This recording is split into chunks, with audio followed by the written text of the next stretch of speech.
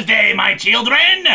When first we opened the Longbox, we enjoyed a lovely little story about vampires invading Alaska to try to enjoy a month where the sun never rose.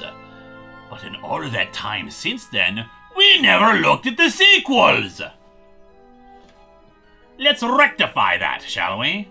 It has been over a year since the events in Barrow, Alaska, and now we follow Stella Oleman, wife of the late Sheriff Eben Oleman. Eben died having been beaten by a vampire and allowed himself to let the morning sun claim him before he could fully change. Since that time, Stella has made it her life's work to expose and end the vampire threat, writing a book called 30 Days of Night to try to inform people of what occurred in the town. Well, now you spoiled that she's going to live, because who else is going to write the sequel Dark Days? Anyway, the true purpose is to expose vampires, having trained a few bodyguards to fight them, though one of them does end up killed when an overconfident vampire shows up to try to murder Stella, and ends up with half his body exploded. She goes to a book reading at UCLA and exposes several vampires in the crowd, one though calmly contacting a friend of his to inform her that Stella clearly wants war and they shall give it to her. The police arrive, not believing the story of vampires, and thinks the whole thing was a publicity stunt with live ammunition. But they decide to let her go free, since none of the students are filing charges, and they don't want to have to deal with the publicity either. Stella is frustrated by all this, not helped by her publisher declaring the book to be fiction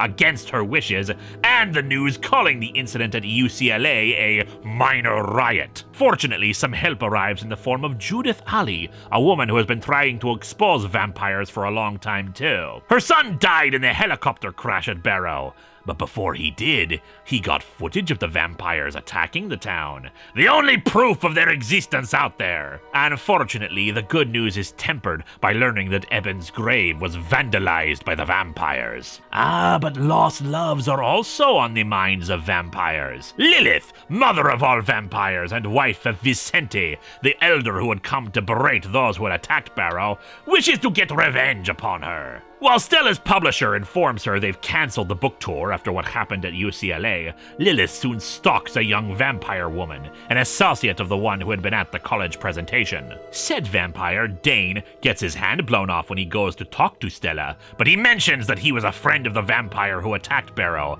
and thought that she had killed him. She informs him it was Vicente, which he believes, but he still strikes a deal with her. There is an old legend about resurrecting a dead vampire. He and the girl stole some of Eben's remains, and with the right blood, he can be brought back to life. Stella agrees, much to Ali's disbelief, but it has been clear throughout the story how much she misses her husband and is desperate to get him back. Which in turn makes it kind of weird when she has sex with Dane later.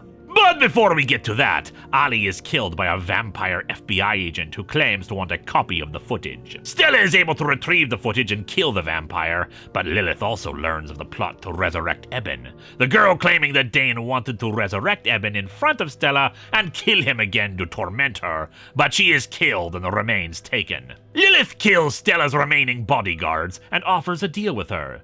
She'd exchange his remains for the proof. She believed in her husband's cause of keeping vampires secret, and that is more important to her than revenge. Dane works with Stella and the two, both mourning their losses, and have sex before they confront Lilith. Lilith is true to her word, though she tries to have her vampire hordes kill Dane as a traitor.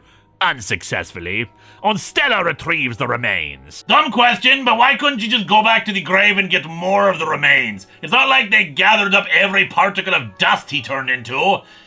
Well, hey, could you do this ritual twice? Make like two of him from different remains? Stella does succeed in blowing up a good number of the vampires afterwards, having abandoned her jacket full of explosives. She and Dane go their separate ways, and Stella is successful in resurrecting her husband, though as the final page shows, he comes back just as he had when he died. A vampire. Dark Days is a great follow-up to 30 Days of Night, focusing on a more intimate story of someone trying to get through the horrors of what occurred. And unfortunately, she may never escape from it.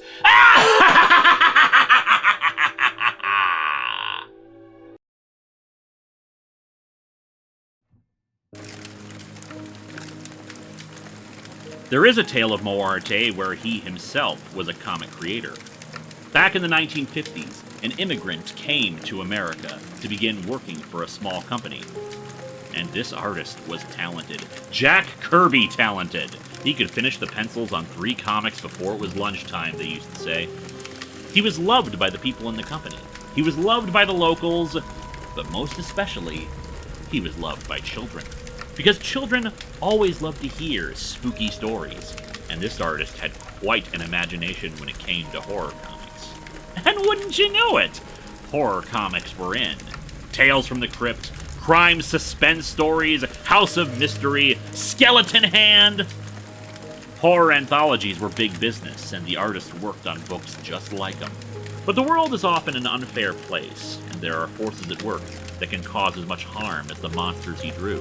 Frederick Wortham's Seduction of the Innocent hit the shelves. Congress started investigating comic books to see what sort of corrupting influence they had on the youth. And suddenly, the artist was no longer so popular with the parents of those children he'd entertained.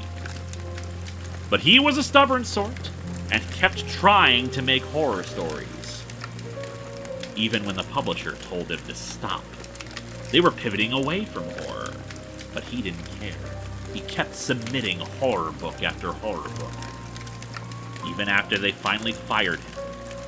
The more he drew, the more he tapped into something darker, something more inhuman and evil than ever before. It twisted the artist, twisted his mind, and twisted his long box full of comics. And thus he became Moarte, keeper of the long box, wanting to share horror stories with anyone who will listen, forever damned to do so.